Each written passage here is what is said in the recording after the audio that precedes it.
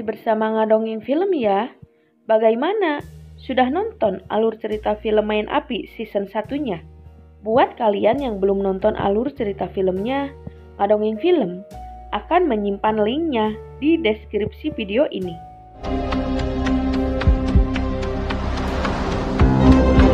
Ya.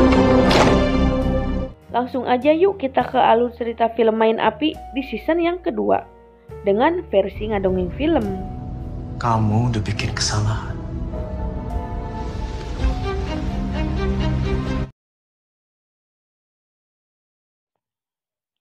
Terlihat Alec yang sedang mengetuk pintu kamar hotel Nadine, yang bermaksud agar Nadine berhenti mengalami penyiksaan. Usaha Alec berhasil, dan Erwin membuka pintu kamar hotel. Alec mengatakan kalau dirinya tadi mendengar suara teriakan dari dalam kamar. Erwin menjawab kalau tadi istrinya terjepit pintu kamar mandi, dan semuanya akan baik-baik saja. Istri saya kebetulan kakinya kejepit pintu kamar mandi. Sekali lagi saya mohon maaf, Pak. Setelah itu, Erwin memutuskan untuk pergi ke Bandung melanjutkan pekerjaannya yang sempat tertunda. Dengan wajah yang lusuh, Nadine menemui Alec di kamar hotelnya. Dan Nadine sangat berterima kasih atas tindakan yang dilakukan oleh Alec. Makasih tadi kamu udah datang. Alec telah kembali ke rumah. Dan Lara telah membelikan Alec beberapa kaos oblong untuk dirinya. Tapi sayang, perhatian Lara sudah didahului oleh Nadine. Dan Alec meminta Lara untuk menyimpan kaos itu. Ketika Lara akan merapikan baju bawaan Alec, Lara menemukan sehelai rambut wanita di baju Alec. Lara juga mencium parfum seorang wanita yang masih tertempel di baju Alec. Ponsel milik Alec berdering dan di ponsel itu keluar nama Nadine di panggilan masuk. Tak sempat menerima telepon itu, ponsel pun keburu lowbat. Lara pun menanyakan tentang wanita yang bernama Nadine yang menghubungi ponsel milik Alec. Lalu Alec menjelaskan kalau Nadine itu adalah kliennya, istri dari Erwin Chandra. Pertemuan di Semarang pun Nadine ikut bersama suaminya. Mendengar penjelasan Alec, Lara sedikit lega dan Lara melanjutkan tidurnya. Tidur ya? Setelah Lara tertidur, Alec dan Nadine saling mengirim pesan dan keesokan harinya mereka berjanji akan bertemu di Denpasar, Bali. Hubungan mereka kini tak bisa dibendung dan perselingkuhan itu pun semakin intim. Lalu, telepon milik Alec berdering, dan telepon itu dari pembokat yang kerja di rumah Alec. Si Bibi mengatakan kalau dirinya bingung memberi obat pada Kevin, dan Alec akan memberitahu ukuran obat yang akan diminum pada Kevin. Si Bibi juga berpesan pada Alec kalau besok jam 9 pagi ada undangan acara di sekolahnya Abel, dan Alec akan menyanggupi untuk hadir di acara sekolah anak. Jam 5 pagi. Saat Alec tertidur pulas, Nadine terbangun dan ia pun mengambil ponsel milik Alec. Nadine berniat untuk mematikan alarm yang ada di ponsel itu. Kemudian Alec pun terbangun. Alec menyadari kalau ia bangun kesiangan. Nadine mencoba merayu Alec agar tetap stay bersamanya. Tetapi Alec akan tetap pergi untuk melihat ke acara sekolahan anaknya. Setibanya di rumah, Alec meminta maaf pada kedua anaknya karena Alec tidak hadir di acara sekolahnya. Alec beralasan pesawatnya delay. Lalu Abel mengatakan hanya mama dan papahnya saja yang tidak hadir di acara itu. Abel dan Kevin pun meninggalkan kedua orang tuanya. Di saat itu juga Lara menanyakan mengapa Alec terlambat. Kok jam 8 sih baru kabarin kalau pesawatnya telat? Udah WhatsApp kamu dari jam 5 pagi, cuma nggak tahu handphone aku. Lalu, Lara memutuskan untuk segera kembali lagi ke resto untuk melanjutkan pekerjaannya. Apalagi Lara sedang mempersiapkan acara ulang tahun. Aku titip anak-anak. Besok juga jangan lupa ibu kamu ulang tahun. Karena merasa berdosa, Alec pun menghabiskan waktu bersama kedua anaknya. Abel dan Kevin pun tampak sangat bahagia bisa bersama papahnya. Iya, dan sama Kelvin. Yeay. Nadine terus menghubungi Alex, dan di hari itu, Nadine mengajak video call melalui webcam. Aku kangen. Saat tengah asik dengan webcamnya, Lara masuk ke ruangan Alex, dan Alex sangat terkejut. Lara menanyakan parfum yang dibeli oleh Alex. Padahal, Lara tahu betul kalau Alex tidak menyukai aroma parfum tersebut. Tetapi Alex membantah, karena terdesak harus tampil wangi. Makanya, dia pun membeli parfum itu. Sebenarnya, Lara sempat curiga pada Alex. Tetapi dengan tenang, Alex bisa meyakinkan Lara. Karena masih curiga, Lara mencoba membuka ponsel Alex. Tetapi Lara tidak berhasil membuka kode ponselnya. Keesokan harinya, tengah berlangsung acara ulang tahun ibunya Alex yang diadakan di restoran keluarga mereka. Lalu ada pria yang bernama Daniel yang berada di resto itu. Dan ternyata Daniel ini mantan pacarnya Lara. Hai. Hai Lara. Lara menghampiri Daniel, dan Lara mempersilahkan Daniel untuk menempati meja yang masih kosong. Alex cemburu ketika Daniel datang ke restoran itu. Bahkan Alex tidak menerima jabat tangan dari Daniel. Daniel mengatakan kalau ia sangat suka dengan masakan di restoran ini. Melihat keadaan tak kondusif, Lara pun meminta pelayan untuk menyiapkan makanan yang akan dipesan oleh Daniel. Permisi. Daniel itu udah banyak banget bantu kita loh. Alex memutuskan untuk bertemu dengan Nadine. Tetapi Alex terus memperhatikan sosmed milik Daniel. Mau ngeliatin siapa sih? Nadine menanyakan siapa pria yang ada di sosmed itu. Alex pun akhirnya menceritakan kalau Daniel itu mantan dari istrinya. Udah putus 6 tahun tapi fotonya masih ada. Tanpa sepengetahuan Alex, Lara meminta maaf pada Daniel atas sikap suaminya itu. Diam-diam, Asih sang bodyguardnya Nadine memata-matai Lara, dan Asih berhasil mengambil foto Lara saat bersama Daniel. Foto itu pun akhirnya sampai di tangan Alex, dan Nadine memanfaatkan momen itu agar Alex membenci istrinya. Dan benar saja, Alex dan Nadine semakin hari semakin liar untuk menjalani perselingkuhan mereka.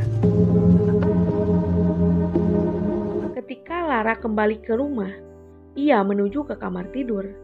Lara mencium aroma alkohol di tubuh Alex. Lara menemukan botol minuman yang berada di kamarnya.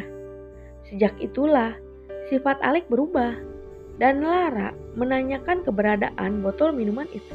Terjadilah perdebatan di antara mereka, dan mereka pun saling membela diri. Kamu udah janji, Alex. Lara bertemu dengan sahabatnya, istri dari Bimo. Lara menceritakan semua yang terjadi pada keluarganya. Lara mengatakan kalau suaminya telah berubah. Alex menjadi orang yang suka mabuk dan merokok. Sahabatnya pun mengatakan, mungkin Alex terlalu stres akibat pekerjaannya. Nggak usah mikir macam-macam. Percaya sama gue. Alex dan Nadine sering bersama. Mereka berdua kini berencana akan bertemu di Jakarta agar Lara tidak curiga kalau Alex sering keluar kota. Jak, selfie lah di sana.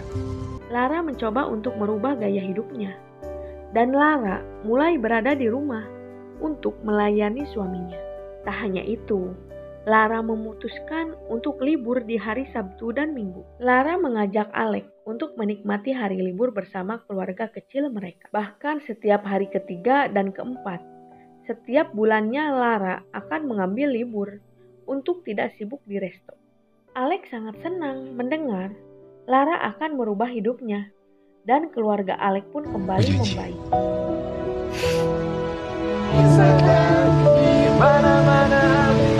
Tapi sayang, Nadine masih terus menghubungi Alex ketika Alex sedang berlibur bersama keluarganya. Alex membiarkan panggilan Nadine, dan Nadine merasa kalau Alex telah berubah. Tapi Nadine tidak putus asa. Ia terus menghubungi Alex, dan Kevin yang mengangkat telepon. Lara yang sedang berada di tempat itu pun langsung mengambil ponsel itu.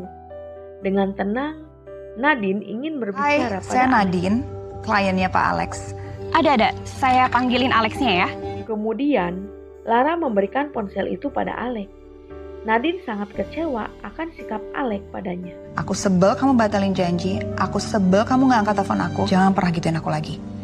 Oke? Di saat itu, bodyguardnya Erwin memata-matai Nadine.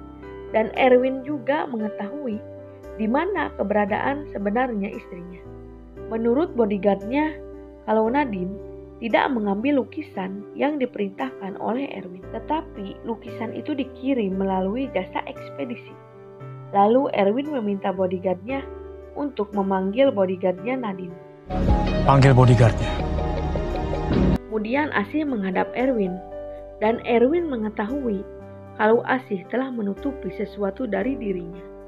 Karena terus tidak mengakui, akhirnya Asih menerima siksaan dari Erwin. Nadine janjiin apa sama kamu? Tidak ada Tuan. Alex merasa damai saat bersama anak-anaknya. Dan Lara sangat senang melihat Alex bisa menceritakan dongeng sebelum anak-anaknya tertidur. Aku suka dengerin kamu kalau lagi dongeng. Malam ini giliran Alex untuk memanjakan Lara. Lagi-lagi Nadine pun menghubungi Alex. Dan tak disangka, Nadine berada di depan rumah Alex. Alex dan Bimo bertemu. Dan Bimo mengajak Alex untuk bermain tenis. Dan di tempat itu ada Asih yang ditugaskan Nadine untuk memata-matai Alex. Tak sampai di situ, Asih juga menggembosi ban mobil Bimo. Dengan begitu Bimo tidak jadi untuk bermain tenis dengan Alex. Ya. Alhasil, Alex harus bermain sendiri tanpa ditemani oleh Bimo. Dan di sana, Nadine telah menunggu kedatangan Alex. Alex terkejut melihat keberadaan Nadine di lapangan tenis. Nadine meminta maaf kalau kemarin ia mengganggu waktu berkumpulnya bersama keluarga. Maaf ya kemarin aku sempat marah. Takutnya nanti kamu kecewa lagi. Keesokan harinya Nadine pun mencoba menghubungi Alex. Tetapi Alex tidak bisa dihubungi. Karena kesal pada Alex, Nadine membuat perhitungan dengan menaruh tikus dan kecoa di restoran keluarga Alex. Akibat ulah Nadine, restoran keluarga Alex pun mengalami kerugian. Dan nama restoran tersebut tercoreng. Lara yang mendapatkan laporan dari rekan kerjanya langsung bergegas menuju Kan di restoran masa ada tikus, terus ada kecoa di makanan customer. Kok bisa? Aku bakal ke sana langsung dari restoran. Kita ketemu di sana ya. Tapi sayang, kejadian itu telah tersebar dan menjadi viral. Tak hanya itu, Lara pun membatalkan makan malam bersama Alex. Aku ternyata nggak bisa ninggalin resto. Kok gitu? Aku minta maaf ya. Entah kebetulan atau dengan sengaja, Nadine berada di restoran yang sama dengan Alex. Nadine mengatakan kalau dirinya habis mencari lukisan, dan ia pun hanya mampir ke restoran ini hanya sekedar istirahat. Nadine langsung mengajak Alex untuk berkunjung ke tempat hotel. Tetapi ajakan itu ditolak oleh Alex, dan Alex meninggalkan Nadine. Atau ke kamar aku di 912. Sorry. Tapi aku harus pergi. Lalu Alex menuju ke restoran keluarga untuk mengunjungi istrinya. Dengan mata kepalanya sendiri, Alex melihat langsung Daniel yang sedang merayu istrinya. Melihat kenyataan itu, Alex langsung menemui Nadine di kamar hotelnya. Di kamar hotel itu mereka pun bersenang-senang. Kemudian ponsel milik Nadine berdering, dan itu panggilan dari Erwin. Erwin menanyakan keberadaan Nadine karena Erwin sedang berada di rumah, dan Erwin menyuruh Nadine untuk segera pulang. Nadine terlihat sangat gugup. Alex yang melihat kegugupan Nadine mengatakan kalau Nadine harus bisa melawan Erwin. Kamu harus berani lawan dia. Kamu lapor polisi. Gak bisa, dia berkuasa, Alex. Tibalah Nadine di rumah, dan Erwin telah mengetahui semua perselingkuhan yang dilakukan oleh Nadine. Erwin mempunyai barang bukti dari CCTV yang dipasang di rumah mereka. Dan ternyata Asih bodyguardnya telah mengkhianati Nadine. Bodyguard kamu yang pasang CCTV. Kali ini Nadine melawan Erwin dan Alec lebih baik dari Erwin. Dan terjadilah keributan antara Nadine dan Erwin. Erwin bisa dilumpuhkan oleh Nadine, tetapi Erwin masih bisa untuk mengejar Nadine. Keributan terjadi di lantai 2 dan tanpa sengaja Nadine pun mendorong Alec hingga akhirnya Erwin tertancap di sebuah dan film pun bersambung ke episode berikutnya. Untuk kalian yang belum menonton episode satunya, linknya sudah Mimin simpan di deskripsi videonya.